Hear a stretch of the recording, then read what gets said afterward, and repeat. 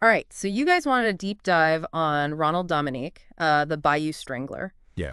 And I gotta say, when I first started looking into it, I was really surprised by how little national attention this case actually got. Yeah. I mean, we're talking about at least 23 murders between 1997 and 2006, right here in Louisiana. Right. So, I mean, what gives? How did this guy manage to fly under the radar for so long? Well, that's the million-dollar question, isn't it? Yeah. That's kind of what drew me to this case in the first place, it's Yeah. the double life. Yeah. On the surface, he was just an average guy, held down jobs, even sang in the church choir. Oh, wow. But underneath all that, he was a brutal killer. Yeah. And the fact that he managed to get away with it for almost a decade, Right. I mean, that says a lot about him Yeah. and about, well, the systems that failed to stop him. A decade. That's a long time. It is. So where do we even begin with a case like this?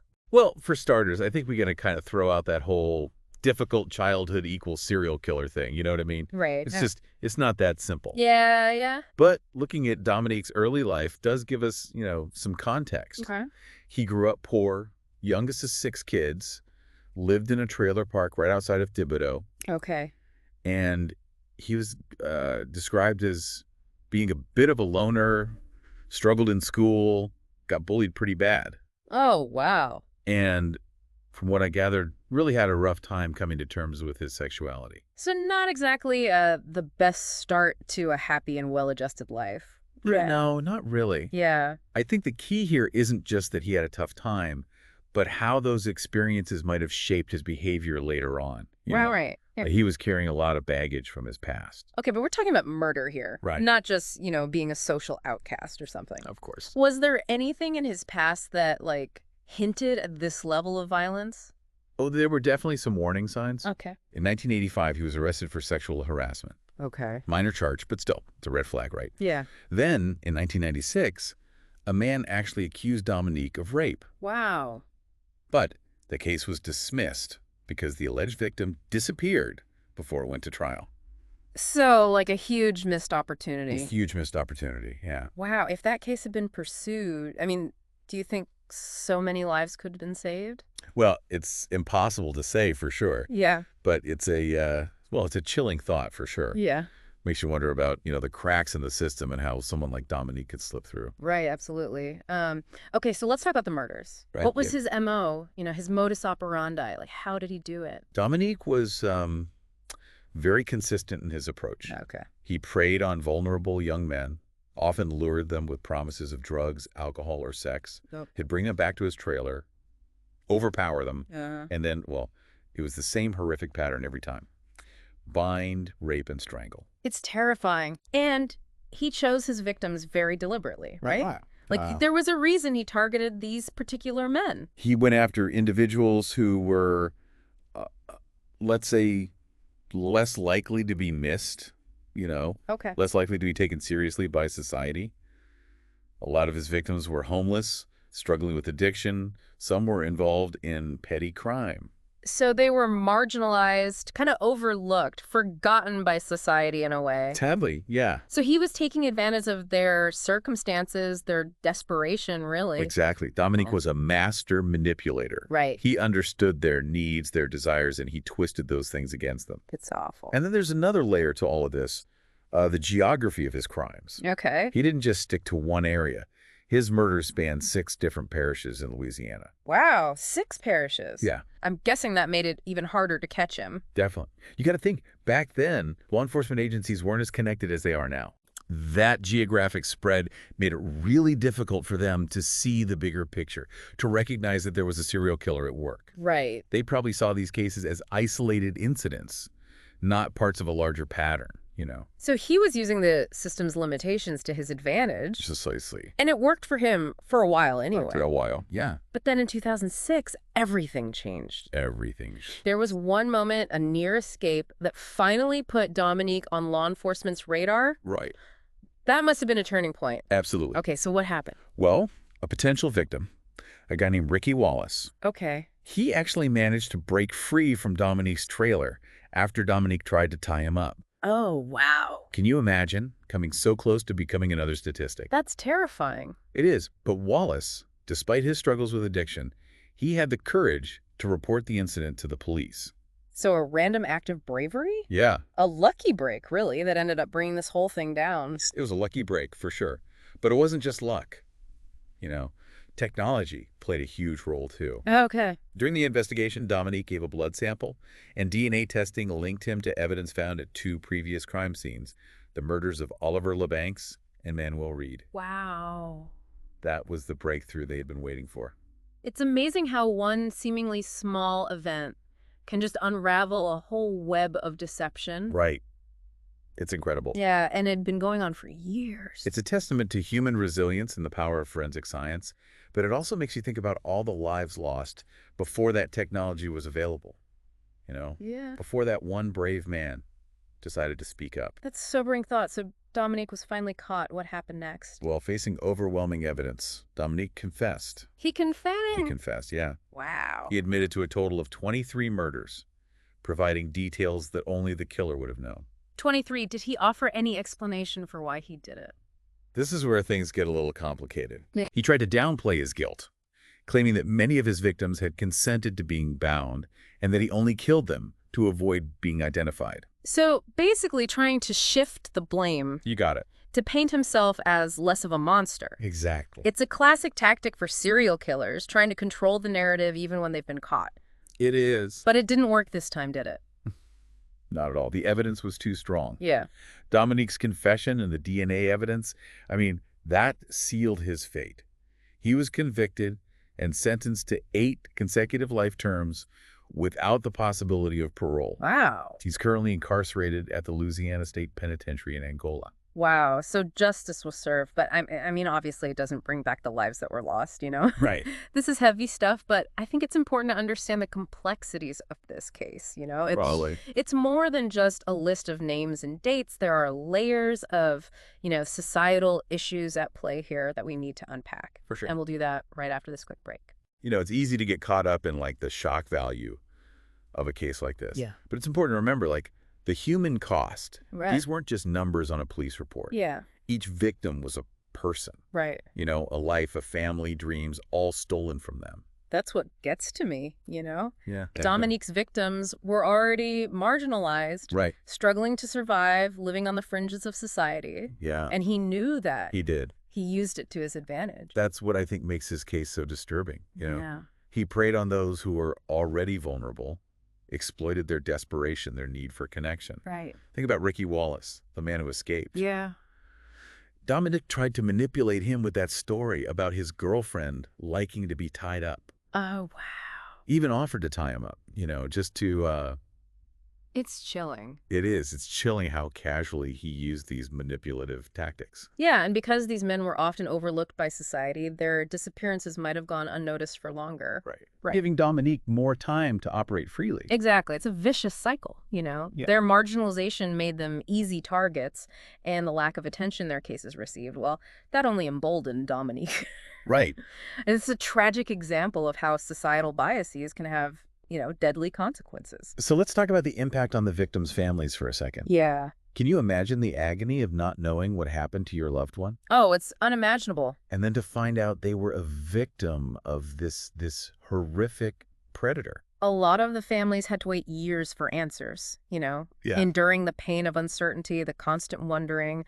And then when the truth finally came out, it was devastating. Yeah. They had to confront not only the loss of their loved one, but also the realization that their loved one was targeted because of their circumstances, their vulnerability. And that just adds another layer of pain, right? It The does. feeling that somebody failed them, Right. that their loved one wasn't valued enough to be protected. Absolutely. It's a deep-seated injustice. Yeah. That adds to the trauma of the whole situation. So it's a question we need to ask ourselves as a society, right? How can we do better? Right. How can we ensure that everyone, regardless of their background or circumstances, feels safe and protected? It's a big question. Yeah.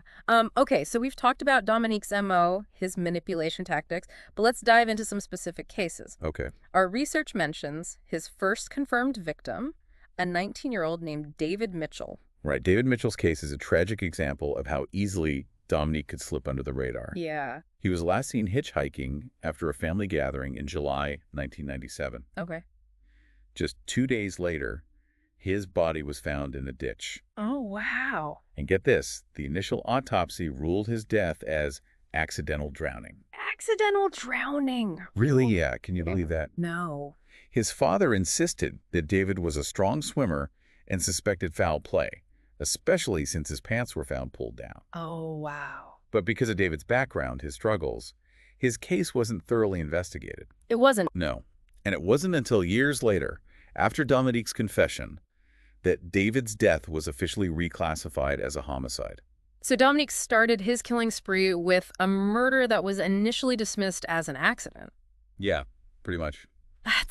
That's chilling. It's a chilling reminder of how easily these predators can blend in and exploit the cracks in our system. It is. It makes you wonder how many other cases were misclassified or overlooked because of similar biases. It does. It really does. Okay, so our sources provide a lot of details about each victim, but instead of going through them one by one, Yeah. maybe we can focus on some of the recurring themes, the patterns that emerge. That's a good idea. I mean, as you said, many of the victims shared similar backgrounds. Homelessness, drug addiction, involvement in petty crime. Right. These were individuals who lived on the margins, who were often seen as invisible or disposable by society. Right. And Dominique, with his twisted understanding of power and control, he knew how to exploit that invisibility. It's heartbreaking to think about, These were human beings, each with their own story, their own hopes and dreams, all brutally extinguished because they were perceived as less valuable, less worthy of protection. It's a tragedy. It is, and their stories matter, right? They do. We need to remember their names, their faces, not just as statistics, but as individuals who were failed by a system that should have protected them. Absolutely. We can't forget them. We've talked about David Mitchell, the first confirmed victim, but there were so many others. Gary Pierre, Larry Ranson, Oliver LeBancs, Joseph Brown. Wow. Each case, another life lost, another family shattered. Each case reveals a little bit more about Dominique's methods, his calculated cruelty, and his ability to manipulate and exploit. Right. Take the case of Manuel Reed, for example. Yeah. Dominique encountered him while he was cruising for drugs. Okay. Reed, desperate for money, offered to sell him drugs, and Dominique saw his vulnerability, his need, and used it against him. Oh. He lured Reed into his truck. Yeah. And, well, you know the rest. It's almost unbearable to think about the casual cruelty with which Dominique operated. It's like he saw these men as disposable, like objects to be used and discarded. That's what makes his crime so monstrous. There's a complete lack of empathy there. Right. A profound disconnect from the human consequences of his actions. Yeah. And it wasn't just individual victims. It was entire communities that were terrorized by his actions. For almost a decade, he lived among them, worked among them, even sang in the church choir. I know, it's crazy. All the while preying on their most vulnerable members. It's terrifying, It is. It's a terrifying thought. He was a wolf in sheep's clothing. Yeah. Hiding in plain sight. Right under everyone's noses. Using the trust and normalcy of his everyday life as a shield for his dark deeds. Exactly. It's enough to make anyone question who they can trust, Yeah. Who might be hiding a dark secret beneath a seemingly ordinary facade. It's a reminder that evil can lurk in the most unexpected places. Yeah. That we must remain vigilant, not only in protecting ourselves, but also in advocating for those who are most vulnerable, those who are often overlooked and forgotten. Absolutely. And it's a call to action. It is. A challenge to examine our own biases, our own complacency, and ask ourselves, what can we do to prevent tragedies like this from happening again? Exactly. What can we do to create a world where everyone feels safe, seen, and valued? That's the goal. It's hard to really grasp the sheer scale of Dominique's crimes.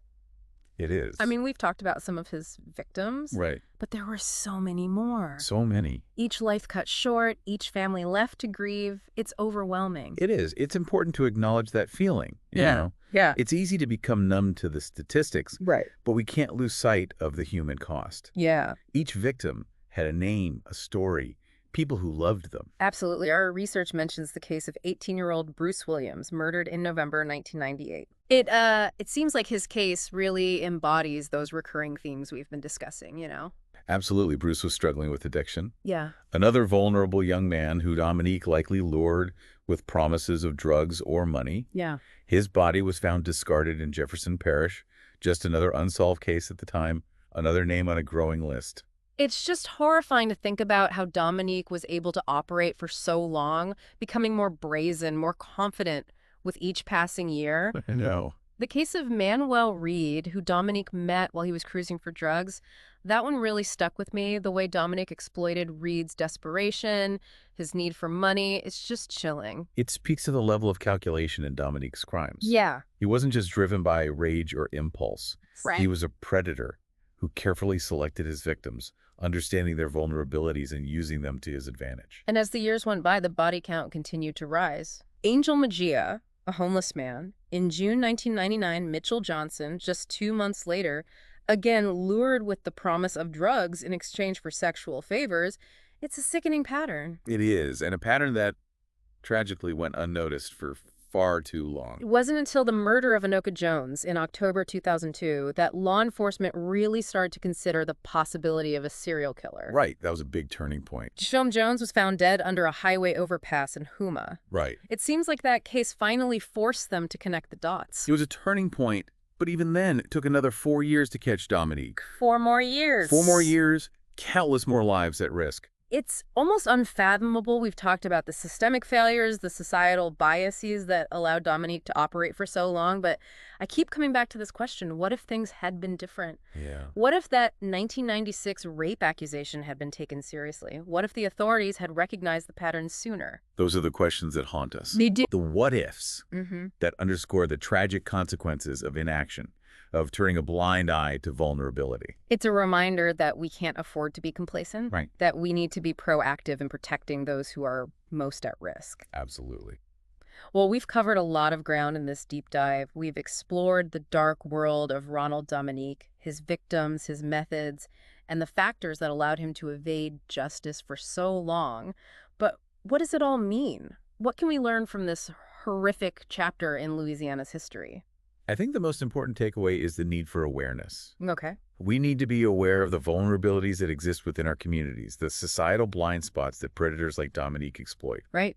We need to challenge our own biases, Mm. our own assumptions about who deserves protection and who doesn't. It's a call to action, isn't it? It is. To be more vigilant, more compassionate, more willing to speak up for those who can't speak for themselves. Exactly. We can't afford to be passive observers. Right. We need to be active participants in Mhm. creating a world where everyone feels safe, seen, and valued. Dominique's reign of terror may have ended in 2006, but the fight for justice, for equality, for a world free from predators like him continues. And that fight requires all of us to be engaged, to be informed, and to be willing to challenge the systems and structures that perpetuate vulnerability and injustice. Well, this deep dive has been a difficult journey, but a necessary one.